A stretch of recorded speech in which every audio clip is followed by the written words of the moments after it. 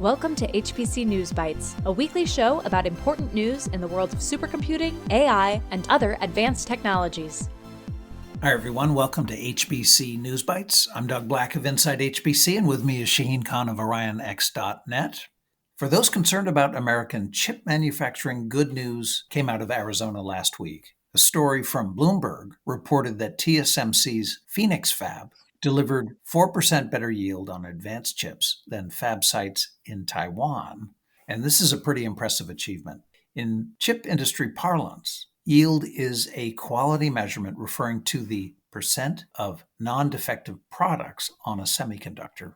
If this is the start of a trend in which TSMC builds high production advanced chip fabs in the US, this would deliver on the strategy behind the CHIPS Act passed in 2022, whose intent is to expand chip manufacturing capacity in this country and reduce dependence on chips exported from Taiwan, which of course is under threat from mainland China.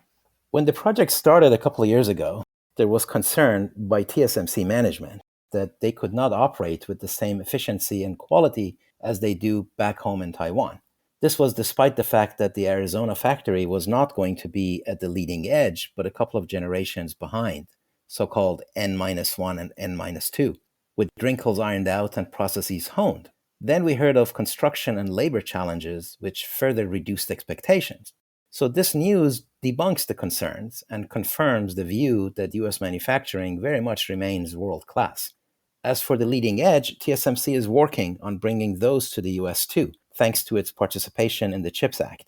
A US Department of Commerce announcement in April said there is a non-binding memorandum of understanding for $6.6 billion in direct funding under the CHIPS Act, and that the proposed funding would support TSMC's investments of over $65 billion in 3 leading-edge greenfield fabs in Phoenix to manufacture the most advanced semiconductors.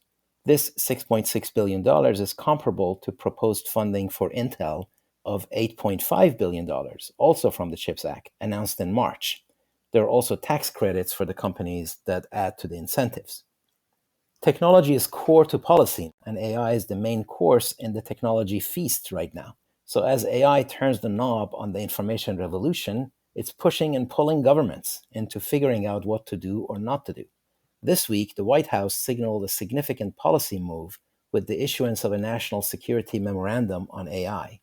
It calls on the National Nuclear Security Administration, NNSA, to take on safety testing and systematic evaluation of frontier AI models on behalf of the government to assess nuclear and radiation risk and coordinate across the US government on assessments of chemical, biological, and other threats. NNSA is an agency within the DOE, and this is aligned with its existing charter that includes maintaining safety and security of the US nuclear stockpile and helping reduce the global threat from weapons of mass destruction. DOE has vast knowledge of AI, its underlying science, and potential uses in discovery and national security, so the assignment is well placed. The phrase frontier AI is mentioned several times in the White House announcement. This is to focus the efforts on likely sources of concern, namely advanced AI models that are more capable than existing ones. NNSA has been charged with providing expertise for models and systems, harnessing frontier AI for scientific research and intelligence analysis while evaluating the performance of AI and data sources for training and inference, and to identify critical nodes in the AI supply chain for potential risks. Finally, the policy assigns NNSA and DOE with streamlining construction of AI infrastructure along with strategies for hiring and retention. Frankly, Shaheen, it all sounds kind of general, but also significant, indicating a major push from DOE on AI.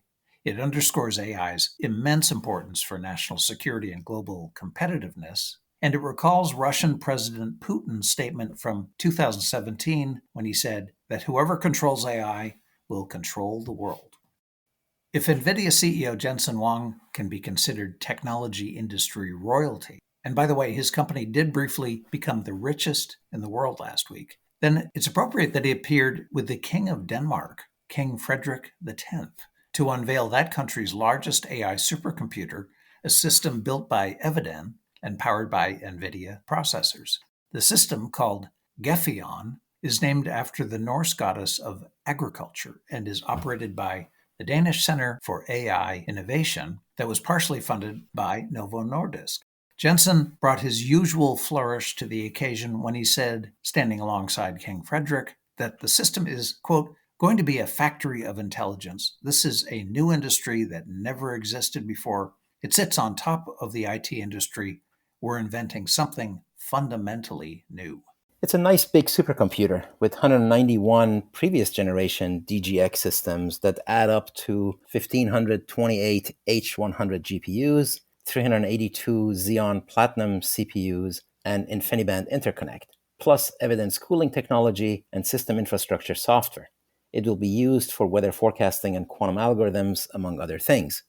Denmark has a very distinguished history in science, with names like Hans Christian Ørsted, who discovered the link between electricity and magnetism, Niels Bohr, of course, who was a Nobel Prize-winning quantum physicist and showed up in the Oppenheimer movie, Tycho Brahe and his sister Sophia Brahe, who really founded modern observatory astronomy, and Peter Nauer, Turing Award winner, whose name is in the famous Bacchus-Nauer form, which is used to describe the syntax of programming languages. All right, that's it for this episode. Thank you all for being with us. HPC News Bytes is a production of Orion X in association with Inside HPC. Shaheen Khan and Doug Black host the show. Every episode is featured on InsideHPC.com and posted on OrionX.net. Thank you for listening.